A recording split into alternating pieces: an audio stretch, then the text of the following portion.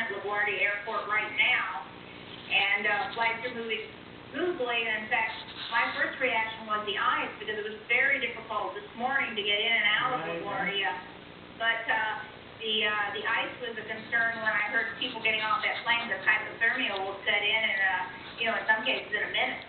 But that's the other worry when you have a water landing. And I've worked other accidents. There was one in the islands where the plane tried to make a water landing and it cartwheeled, and more than half of the people perished. So this was kudos to that pilot.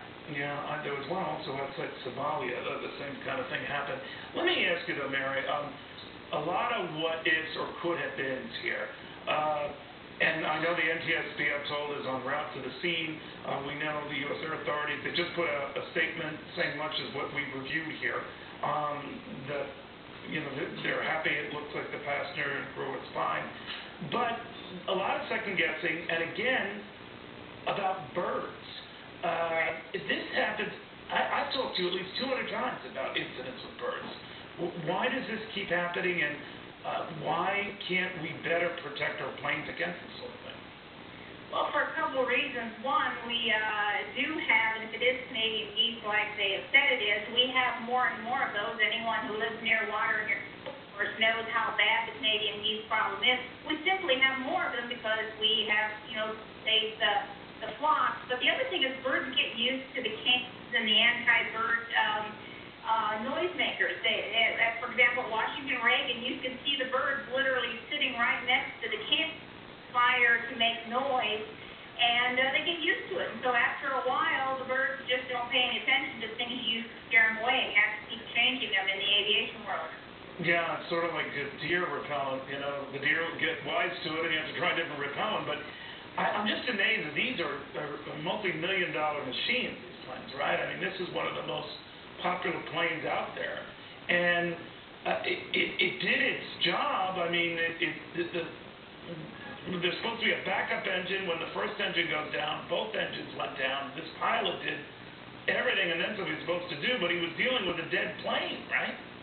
That's right, and people forget that, despite the multi-million-dollar planes, that in the end, if it's a flock of birds, it would have won easily, but if it takes out both engines, there isn't much the pilot can do, and he or she has a glider, and here particularly where they had no altitude. If they had a lot of altitude, they could have made it to another airport or back to the runway.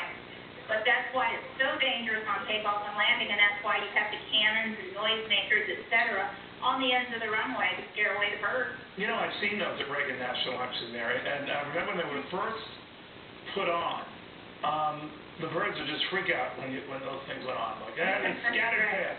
And now they just sit like with an attitude there, and so like you said, you've got to find a different system to scare them, or have them watch something that's really boring. Right. But go ahead.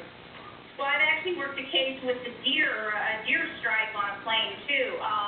So animals, wild animals, and aviation still don't mix. And I actually had a case where deer ran across the runway once. So as the plane was taking off or landing? It was a landing, so everybody was fine. But the perimeter fence, they got through the perimeter fence or went over it. Wow. I imagine not good for the deer in that particular moment. Let me ask you also about how close we came, and had there been any other set of variables here, this could have been a very different story. One was you alluded to the storm going on in New York this morning.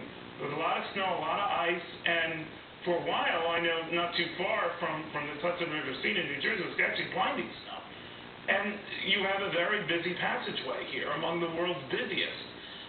Had this plane been coming down in what was amounting to blizzard-like conditions for a while this morning, or in the open ocean where there's nearly the traffic, very different results, huh? Absolutely, and I was flying in this morning into LaGuardia, and the blizzard was bad. It stopped the planes for a while. Ice was all over the runway, and if they couldn't have seen, and with this traffic in New York, it could have been, of course, very disastrous. You do have collision avoidance, but when you don't have any engines, there isn't a whole lot that you can do. Of course, had they been, someplace else with more, open space, there's no place to make an emergency landing in New York City except the river, then they might have not had to do a water landing at all, but, Yeah. with being on the pilot, I had heard they had just 3 minutes, so that's unbelievable.